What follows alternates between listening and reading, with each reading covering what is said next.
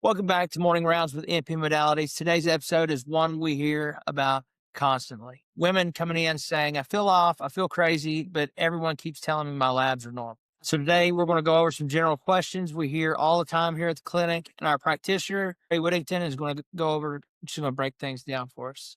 Cherrae, would you like to introduce yourself? Absolutely. So I'm Cherrae Whittington. I am one of the nurse practitioners at MP Modalities. I primarily focus quite a bit on hormone replacement therapy, testosterone replacement therapy, and then medical weight loss services.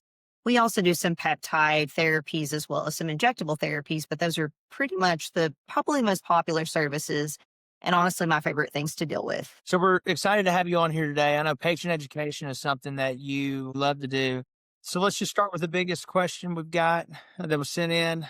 Women say my labs are normal. So why do I still feel exhausted, anxious, and not like myself? Well, first and foremost, if you're having symptoms, that's a pretty clear cut indication that there's something going on and you're not normal. Normal is really a term that is more so related to statistics. It really does not belong in the same sentence with health optimization. So when it comes to normal values, everybody's going to be a little bit different. I think it really gets more into what provider are you seeing?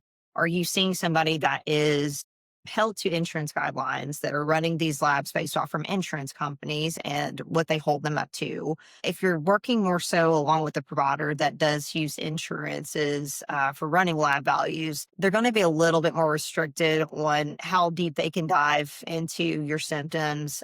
They're really kind of more so held to what's on that piece of paper, even if it does not hold a lot of weight in the conversation that's being had with the symptoms that's being described. So just because it's normal does not mean that it is optimal. It does not mean that there's nothing going on. A lot of the times I feel like you will see insurance companies wait for things to advance before they want to put a diagnosis on that. So here at MP Modalities, we try to do things in a more preventative type of format. And like you said, I think normal comes from more of insurance-based clinics. They have to set a number to treat the general population. And when you're still having underlying issues, being able to come to a clinic that doesn't have to follow those insurance guidelines, I think helps tremendously. And like you said, we're not treating a number, we're treating your symptom. So we're just going to dive into our next question. A lot of people have a misconception on testosterone and the role it plays in women's health. It's one of the many hormones women have. Many misinterpret testosterone as a men's hormone. Just explain to us how it actually plays a huge role in women and how it helps their energy, libido, confidence, and even their muscle. So yes, I think notoriously testosterone is kind of thought of as a male hormone, but realistically, women do need it too. And whenever women do come to see me, I try to explain to them that a lot of the symptoms that women experience with low testosterone levels will be the same exact symptoms that men have. So things like difficulty with mood, whether that's anxiety, depression, issues with sleep, issues with libido, and that includes like arousal, orgasm, satisfaction, those kinds of things. Also, to the cohesiveness of relationships, those testosterone levels are low. That can kind of affect that some too, as far as decreased interest. And fog is really big with that one too. Women may also notice that whenever they go to the gym and work out, they're not able to put on the muscle mass like they used to. Even just like fat redistribution is hard whenever testosterone levels are low. But then if you also get into more of the internal things that maybe we just don't feel as much, improved bone mineral density. So if you're thinking of things along the lines of osteoporosis and osteopenia and fractures as you get older, it definitely helps to reduce the chances of those. Reduction of diabetes, improved insulin sensitivity, reduced visceral fat around the organs. Just the list goes on and on and on and on and on. Primarily, I think the reason why we neglect testosterone in females is because it's really not taught to us a whole lot in school.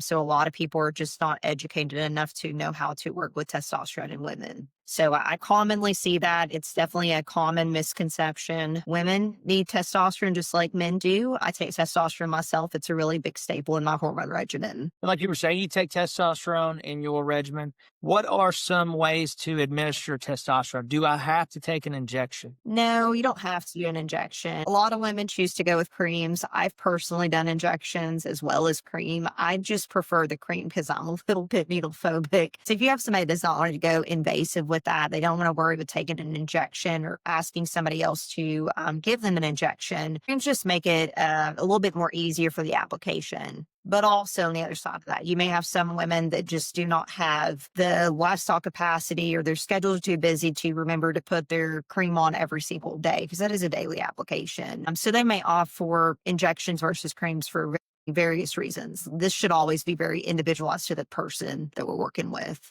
We'll move on to the last question. I'm only in my 30s. Is this hormonal already? At what age do we start to see hormone deficiencies? So hormone deficiencies can start even in the 20s. I think more commonly we're seeing that in the 30s and up. In the 30s, you do start to have decline in progesterone levels as well as testosterone levels. So women start to become more symptomatic, whether that's I'm feeling kind of moody, I'm starting to see more bloating, or what we kind of refer to a lot of the times as weight gain, maybe more of a fluid shift. Women may start to notice that they don't have as much libido, that they don't have as much energy. The sleep is kind of off. That's a big one. You can see increased anxiety, increased depression. I think women kind of start feeling like they feel like they're crazy sometimes. And then if you kind of wonder about why are we seeing these things happening sooner, you do have a lot more insulin resistance going on in the world. You have more stress, which affects cortisol levels. You have a lot more just inflammation systemically that just kind of goes rampant. Our nutrition's probably not the greatest in the world and in some of the things that we introduce into our body, but also not just by method of eating or drinking nutrition, but just what we put on our skin, what we're exposed to. All of those things are a factor. Then, of course, as well, most of us has taken birth control at some point in time, which has affected our hormone balance.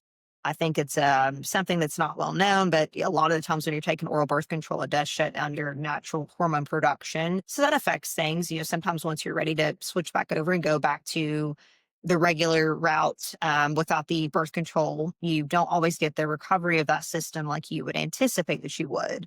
So things like that, even down to omeprazole, which is, a proton pump inhibitor that's available over the counter. Just a lot of different exposures to things that create those hormone level declines sooner than we would have anticipated those in the past. So a lot of women start to notice those fluctuations somewhere between, I'd say 20s to 30s, probably late 20s. Well, hopefully that answers some questions. We appreciate you all coming in and joining us here at Morning Rounds. Our goal is simple: to educate, simplify, and to help you better understand your health. If you have any other questions you want us to cover, send them in to info@npmodalities.com or reach out to us on Facebook at NP Modalities. As always, thanks, and we'll see you all soon.